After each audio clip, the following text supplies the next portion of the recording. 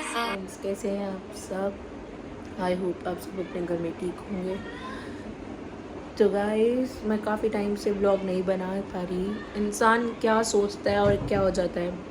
मेरा लास्ट का व्लॉग ये था कि रिदान के बर्थडे की तैयारी चल रही है, करवा चौथ आया, रिदान के बर्थडे की तैयारी स्टार्ट हो चुकी थी, सब हो चुका था। और गाइस 18 को जैसे सबको पता ही था कि फंक्शन था, यानी कि आज सैटरडे को आज रिदान का फंक्शन था। लेकिन भगवान को कुछ और ही मंजूर था, उससे नहीं देखी जाती मेरी खुशियाँ।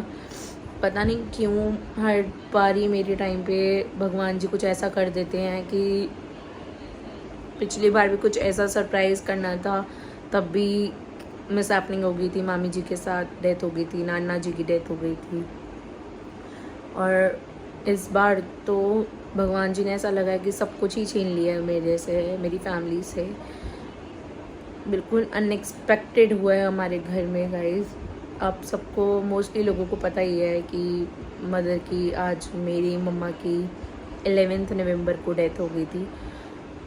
कैसे हुई, क्या हुआ, सब कुछ अभी तक हम शॉक में गाइस, हमें अभी तक नहीं समझ में आ रहा। और हम इतने बड़े बुरे वक्त से गुजर रहे हैं, कभी लाइफ में भी नहीं सोचा था गाइस। मतलब बहुत बहुत बहुत गंदा फेस है ये लाइफ का, सबसे गंदा फेस है। भगवान किसी को भी ना दिखाए ये फेस, जो हम जिस चीज़ से हम गुजर रहे हैं। मम्मा बिल्कुल ठीक थी गाइस।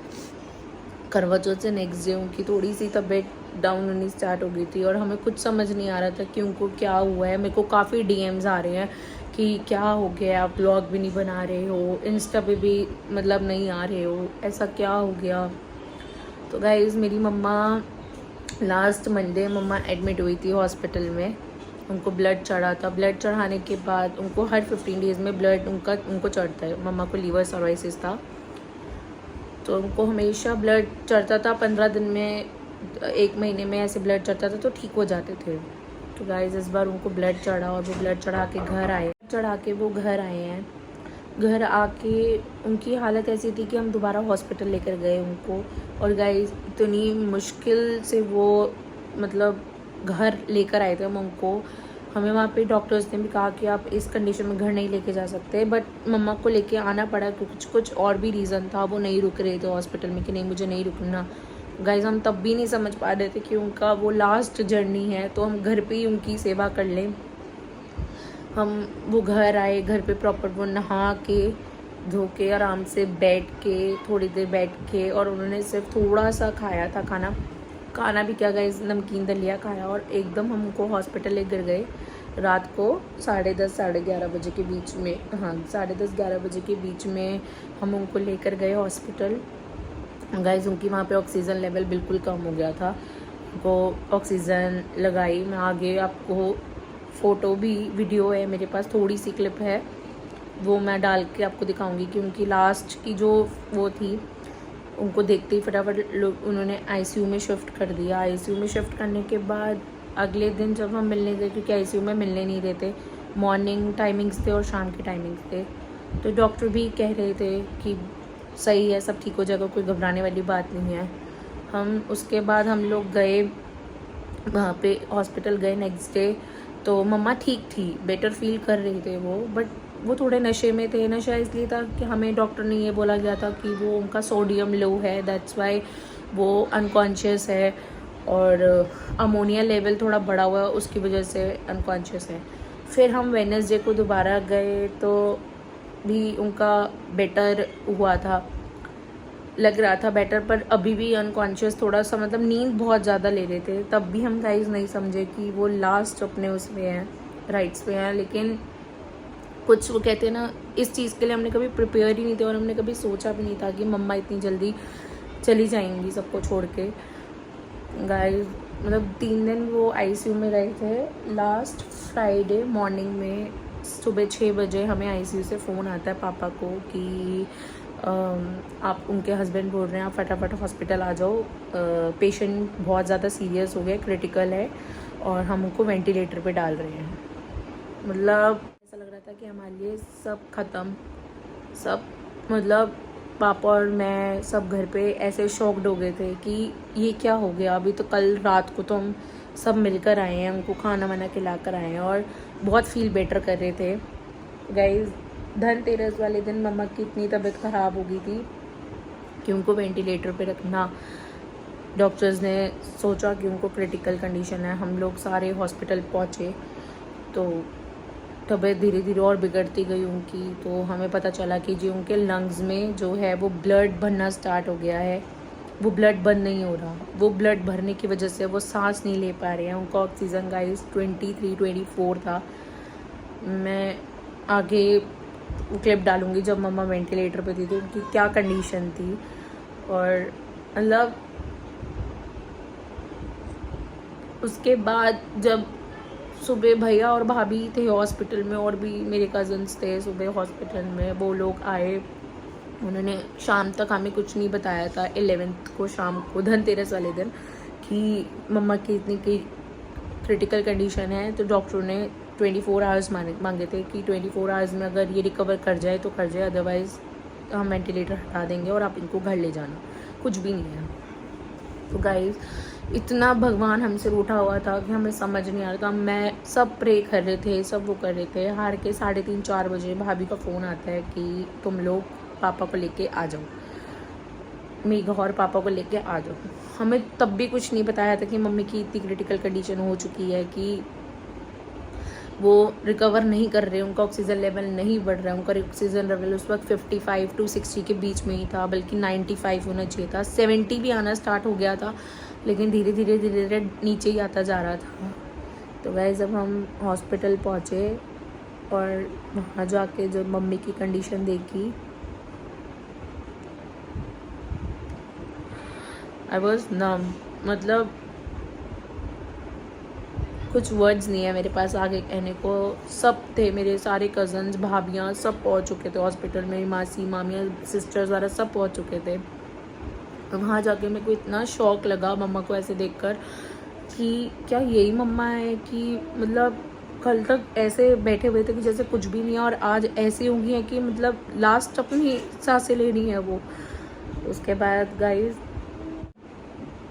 मैं बाहर आई उनको देख के और मेरे इतनी बुरी हालत हो गई थी कि मैं वहाँ पे बेहोश हो गई। मुझे नहीं पता मेरे को ये लोग कैसे, इन्होंने मेरे को होश में लेकर आए, मुझे कुछ नहीं पता था गाइस। मैं बिल्कुल ब्लैंक हो चुकी थी, एकदम ब्लैंक हो चुकी थी। और हमारे को ये था कि हम मम्मा को छोटी दिवाली वाले दिन तक मम्मा रिकवर कर जाएंगे और हम उनको घर लेकर आएंगे और 1 वीक मिल जाएगा हमें फंक्शन से पहले उनको रिकवर करने में, तो मम्मा ठीक हो जाएंगी। बट हमें नहीं पता था कि ये सब उम्मीद दे रहे थे एक दूसरे को कि नहीं, डॉक्टर ने 24 आवर्स बोला है, लोग वेंटिलेटर से भी उठ कर आते हैं। पता नहीं गाइस, जब मैं 4:30 बजे के करीब मिलने गई ना, मेरा बिल्कुल मुझे था ही नहीं कि मम्मा है उस वक्त, क्योंकि मम्मा से जो मेरी कनेक्टिविटी थी ना वो किसी की भी नहीं थी। वो पापा के साथ बिल्कुल शौक थी और मैं ये चीज़ एक्सेप्ट बिल्कुल भी नहीं कर पा रही थी कि मेरी मम्मा मुझे छोड़ के जा सकती है। और इन्होंने जैसे तैसे करके सबको भेजा हॉस्पिटल से घर, सब हमारे घर पे आ गए थे। और वो रात इतनी मुश्किल थी ना गाइस, मैं बता नहीं सकती। धनतेरस वाले दिन रात को मोनू ने मुझे जैसे तैसे करके सुलाया कि नहीं तू सो जा, मम्मी ठीक हो जाएंगी, सुबह देखिए गुड न्यूज़ आएगी। मैंने कहा नहीं, गुड न्यूज़ नहीं आएगी, मम्मा नहीं है, देखना तुम, अभी भाई का फ़ोन आ जाएगा कि मम्मा नहीं है। ये लोग मुझे डांटने लगे थे कि तू इतनी नेगेटिव क्यों हो रही है, इतनी क्यों नेगेटिविटी ला रही है अपने मन में, ऐसे मत कर। के बाद मैंने जैसे तैसे करके, नींद तो गाइस मुझे बिल्कुल भी नहीं आई, मैंने आंखें भी नहीं झपकाई थी, मैं जस्ट लेटी थी। मैंने रिदान को सुलाया, पिनांग को सुलाया ही था। 2:28 पे भाई का फ़ोन आता है कि मम्मा चली गई है सबको छोड़ के। और उसके बाद पापा के रूम की लाइट जलती है और मम्मा भाभी मेरे कमरे में आती है, मुझे उठाती है मेघा, और मैं एकदम से आइज़ जब जस्ट मैंने नॉर्मल बंद ही करी थी और आइज़ मैंने खुल, मैं क्या हाँ जी, मैं क्या गई मम्मी, भाभी ने बोला मम्मा गई। उसके बाद मैंने मोनू को उठाया और मतलब घर में मासी वगैरह सब थे ही, तो बहुत ज़्यादा एकदम से रोना धोना रात के 2:30 बजे एकदम ऐसा हो गया कि यार बहुत मुश्किल था वो चीज़। उसके बाद जब वो उनको 3 साढ़े 3 बजे लेकर आए गाइस, वो इतनी नाराज़ होकर गई है कि किसी को अपना फेस भी नहीं दिखा पाया। उनकी जो लंग्स, उनकी सुबह 6 बजे इतनी तबीयत ख़राब हो गई थी। सिर्फ उन्होंने, वो इतनी अंदर से वीक हो गई थी गाइस, इतनी कमज़ोर हो गई थी उनके अंदर से वेन्स, कि सिर्फ उन्होंने कफ़ करा था, खांसी, मतलब बहुत ज़ोर से उन्होंने खांसी करी और उसकी वजह से उनकी 3 जो लंग्स की वेन्स थी वो फट गई। उसकी वजह से इतना ब्लीडिंग ओवरफ्लो हो गया था, इतना ब्लीडिंग ओवरफ्लो हो गया था कि मम्मा की पूरी बॉडी में ब्लड था। उनके नाक से, मुंह से, कान से, जहाँ जहाँ से उसको रास्ता मिला ब्लड को, वहाँ से निकला। और मम्मी इतनी बुरी कंडीशन में आई थी कि मैं सोच भी नहीं सकती थी कि मम्मा, मतलब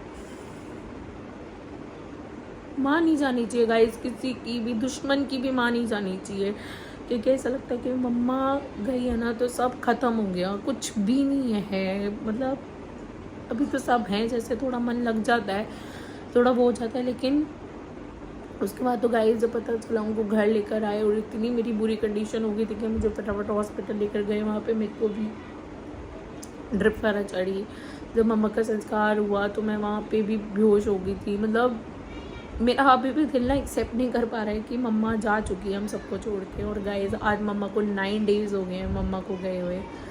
मंडे को उनका क्रिया है, रस्म पगड़ी जो होती है मोस्टली सभी के यहाँ पे जो रस्म होती है वो है। गाइस इतनी जल्दी मम्मा चली जाएंगी, कभी विश्वास नहीं किया था। तो मुझे बहुत सारे डीएम्स आ रहे थे कि आपने क्यों नहीं व्लॉग बना रहे, आप क्यों नहीं आ रहे। मैं हर किसी को गाइस मैसेज नहीं कर सकती कि मैं इसलिए नहीं आ रही, मैं नहीं आ रही।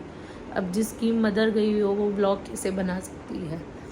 और इतना मुश्किल है ये चीज़ करना, मतलब एक्सेप्ट करना, कि मैं सोच भी नहीं सकती। आज पापा वाला हरिद्वार लेकर गए हैं, जैसे जल परवाह करते हैं, पूजा वूजा करते हैं। मैं अभी आके मैंने उसकी भी डाली अस्थि की लास्ट राइट्स थी जो मम्मी की। Hope mama I love you so much. आप जहाँ भी हो, सुन रहे हो, मैं आपको बहुत बहुत मिस करती हूँ। हर एक मिनट, हर एक सेकेंड में ऐसा कभी भी नहीं है घर में जो आपका नाम ना लेता हो। आपने पूरा घर में, आपकी कोने से कोना कुछ भी हो, आपकी हर जगह बनी हुई है। और I am really miss you mama, and I am really sorry कि मैं आपको लास्ट टाइम देख भी नहीं पाई और मिल भी नहीं पाई। बस काश वो चीज़ मेरे को पता होती कि आप जाने वाले हो तो मैं आपके पास टाइम स्पेंड करती। और मम्मा मेरी जान थी गाइस, मतलब मुझे ऐसा लग रहा है कि मेरी कोई जान निकाल के ले गया है। मुझे बहुत मुश्किल लग रहा है। मैं पापा के सामने, पेरेंट्स, फैमिली के सामने थोड़ा नॉर्मल हूँ, बट जब रात को लेटती हूँ तो मेरे आँखों में और आवाज़ आती है मम्मा की, और आँखों के सामने मम्मा, क्योंकि बिल्कुल एक्सपेक्टेशंस ही नहीं थी हमें कि मेरी मम्मा के साथ ये चीज़ हो जाएगी। किसी को भी नहीं विश्वास हो रहा अभी तक। तो thank you guys for care, thank you for support. और अब तो आप सबकी सपोर्ट की और ज़रूरत है मुझे।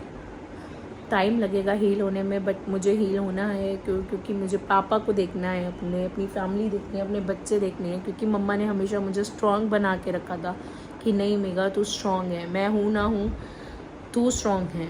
तो गाइज बस कभी ये नहीं सोचा था कि मम्मी इतनी जल्दी चली जाएगी। तो thank you so much for watching. Bye guys, take care, good night.